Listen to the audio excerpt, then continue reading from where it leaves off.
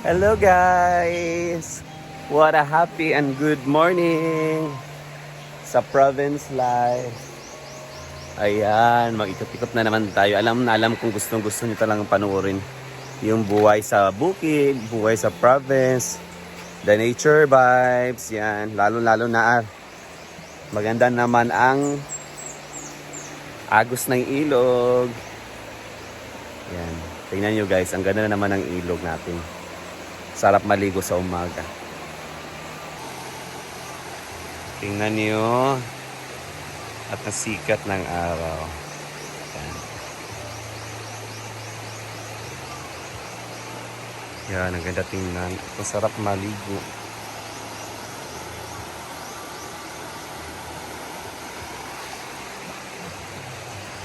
Yan, ganito na talaga. Yung mga vlog natin. Hala, paglibot-libot. Yan mga batol ito sa... Ay!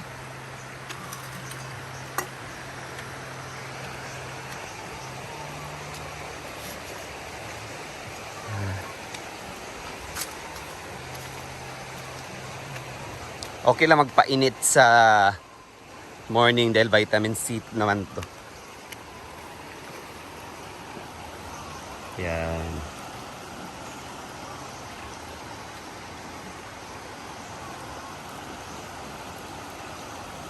Sige, nice. Kita na ng ilog. Eh. Clear water.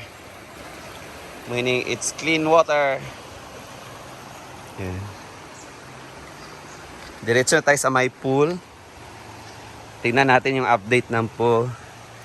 Since na-drain yun yung Monday, then nagpatubig na naman.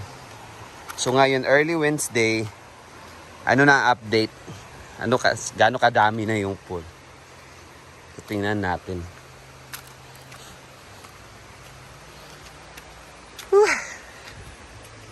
Maganda din mag-exercise ngayon.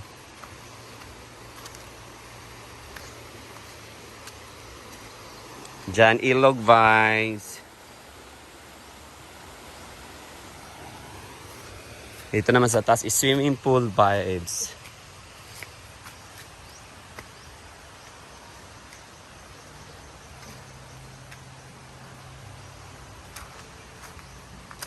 So ito na. Wednesday morning update as of 7 a.m. So ganito na kadami yung tubig. Hindi pa siya puno. Pero may tubig na dito na part. Pero malinis na siya. Yan.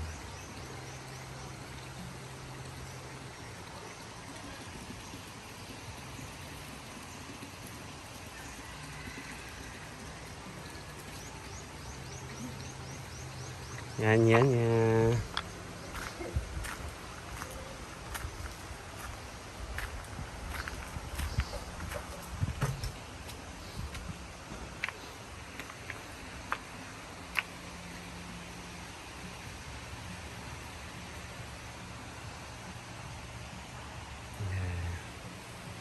At may konting chika tayong later.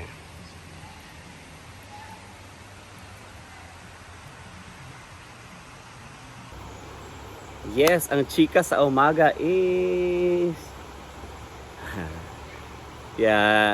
yesterday pumunta kami ng Cagayan de Oro City. It was scheduled. Meron kaming appointment sa PCA. EPCA, yung Philippine Coconut Authority. So parang sila yung government agencies nag-handle na mga something about coconut, ganyan, di ba? So di ba we had an issue regarding about yung pagputol nung kahoy sa likuran ng bahay, paputol ng dalawang niyog, dalawang coconuts sa likod ng bahay na hinaguan dahil nga sa hazardous siya, nasira na yung bahay, yung ginawang parang kulungan yata yun ng mga manok, pato, yun, sobrang sira na dahil sa palaging nahulugan ng lubi, at saka din ka Ate Marlene, yung may-ari talaga ng lupa na ni Brenda, yun din, pinaputol din dahil nga hazardous din sa kanilang bahay. So yun, di ba, parang nakita nyo naman sa Facebook na parang na-call out ang attention sa PCA. So yun, Papa, meron kaming ano ba tawag dyan?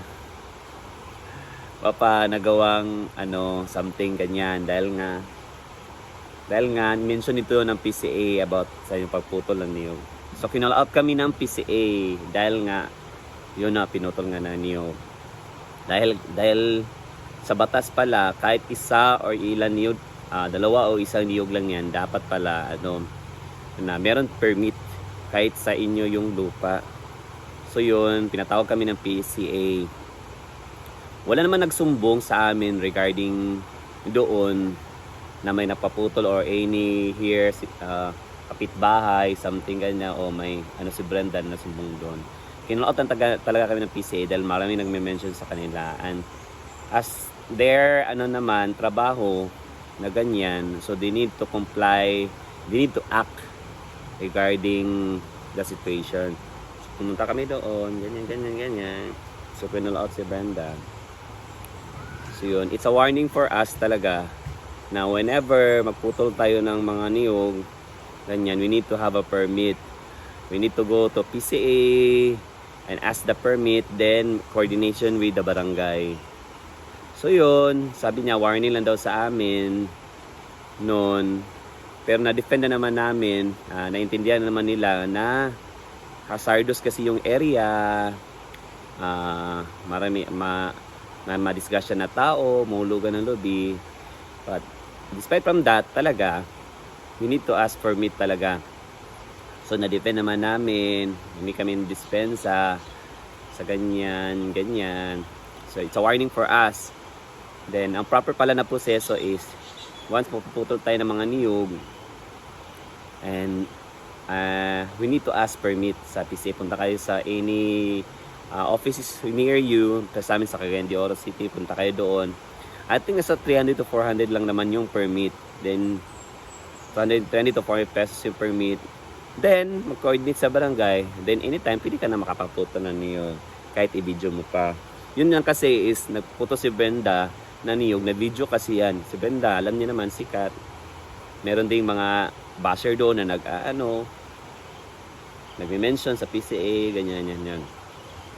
So, under the law pala is, kahit video yun ni Brenda or si Brenda na nagpaputol or sino ba yan, under the law is, sinabi nila sa doon, sino yung may-ari ng lupa, sino yung title holder talaga ng lupa, siya talaga pala ang mananagot sa pagputol ng niyog.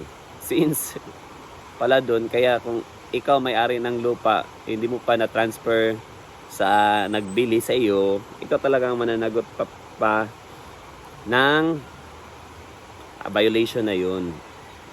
So yun, since Brenda pa yun kay Brenda, parang hindi pa siyang mananagot yun kahit yun lang kasi is nakita sa videos. So yun, it's a warning for us. Ask kami ng dispensa. Then, yun nga, sabi nga nila, promote din sa pagtanim na maraming niyog. Yun, marami namang niyog dito. Pero, make sure na hindi yun hazardous, hindi malapit sa mga bahay-bahay or malapit sa mga kadisgrasya ng mga tao. If ever mapaputol kayo, let us ask permit talaga. So isa yun sa pinaka-appointment namin kahapon sa Cagayan de Oro. Kaya kami pumunta ng Cagayan de Oro dahil pinatawag kami ng Philippine Coconut Authority. So yun, ayos na, nasettle na namin yun. So thank you so much Philippine Coconut Authority po sa pag-intindi. Alam niyo naman, naintindihan niyo naman dahil very hazardous talaga yung posisyon ng niyog. Alam niyo na makasira ng bahay at baka makadisgrasya ng tao. So thank you so much. Yun yung talaga namin, pinaka-appointment kahapon.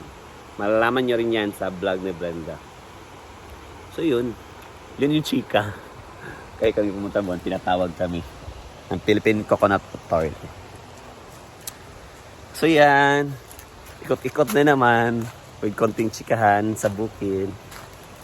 Punta natin anong pinagagawa ng mga bakla. Yan, as plant more niyog dito. Oh. Ito yung mga niyog ni Brenda. Yan. At marami pa siya mga tinanim na niyog. Kahit nakaputol kami dito ng dalawa, meron naman kaming marami pang tanim na niyog. Oh, di ba dito din ay may niyog? So let us encourage everyone na magtanim ng mga niyog at mag-promote na kanilang mga products. Guys. Oh, meron pa mga niyog dyan, mga tanim na yan ni Brenda. Yun lang talaga is very hazardous lang talaga yung area. Oh, dito din marami kaming niyog dito na tinanim. Sabi nga ni doon sa ni Ma'am sa doon sa office, let us plant more niyog.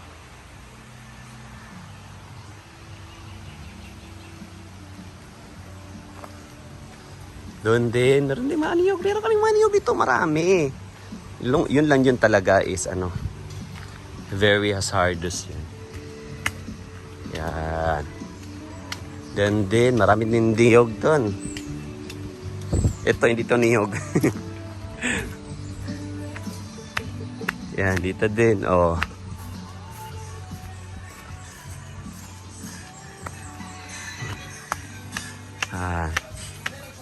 Oh. Di ba? Oh, meron yan.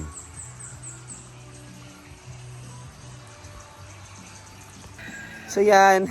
Yan muna ang pag-iikot at tsikahan. Tagtuyok. Muna yung tagkalayaan eh. So yan muna guys for today's video. Bye bye. God bless and good morning.